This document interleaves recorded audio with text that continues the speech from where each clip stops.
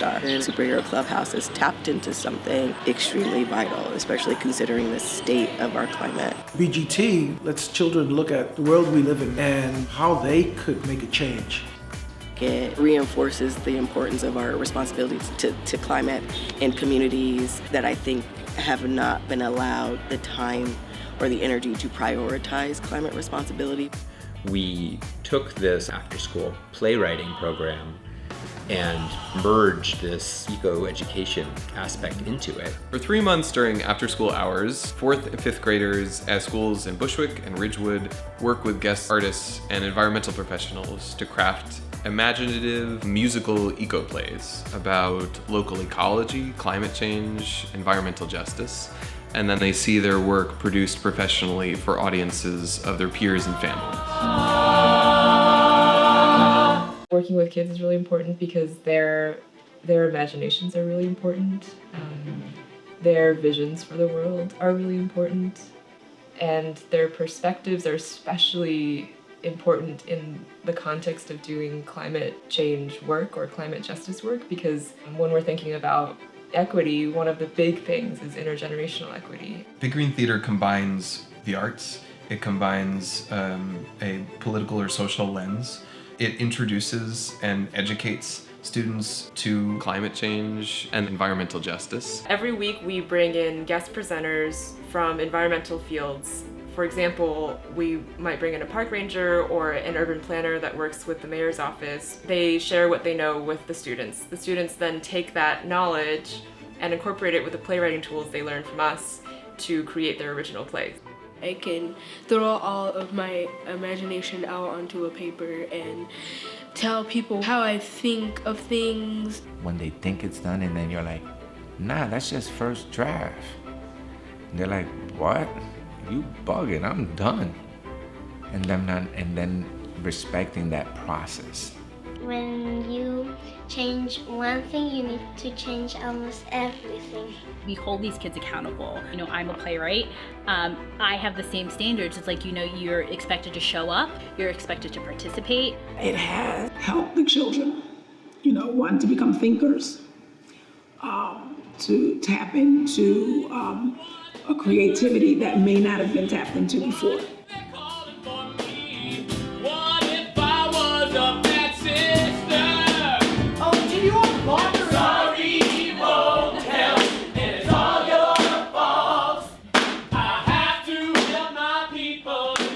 As an arts organization in the neighborhood, we didn't want to be a space that was just for, you know, people who were coming here from outside the neighborhood or the people who were new to the neighborhood.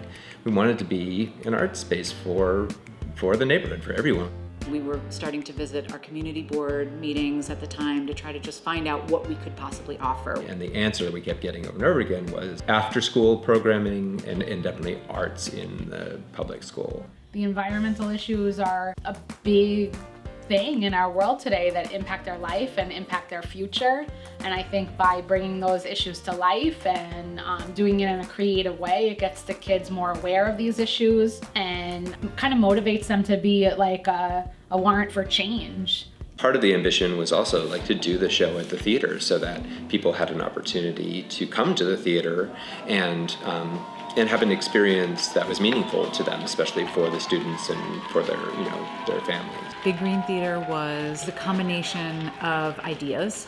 I went to see a show that was a green theater performance, and all the sets and materials and costumes were used with recycled stuff, and it just hit me like a thunderbolt when I saw it. I said, my God, why aren't more theaters doing this? It's all from materials we found, beads, you name it. So I think it's just being really adventurous with yourself and imagining what you create with what you have. I'm really proud that we're running just a couple 100 watts of work lights for every rehearsal in here all year long.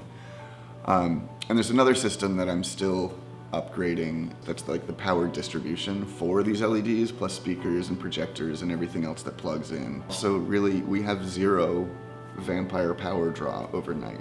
Really is an amazing feat. Like I've never worked on a production that has been as eco-friendly as this show.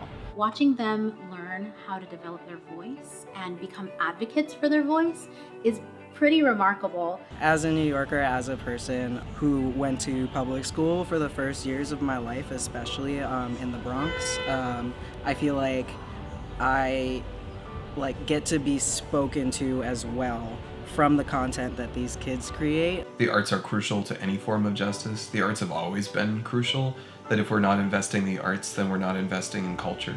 And that if we don't have a cultural shift, we won't have a policy shift of any kind. And at an age when you can really shift the tide of how young people think and act and treat each other, then you're talking about a shift of who we are as a species. Writing can never stop. Follow your dreams and you can accomplish something amazing. Making an investment in this program is making an investment in the future. I mean, literally, these kids are the future. It's going to take every part of society and every part of our economy and every part of our culture to make some big changes. I hope that other people could share how I feel and have the joy I have coming here every single day. You can write anything you want, and it's like you could be free, right? Get ready for knowledge, because that's what this is about. And also be dramatic, because that's what you're gonna need.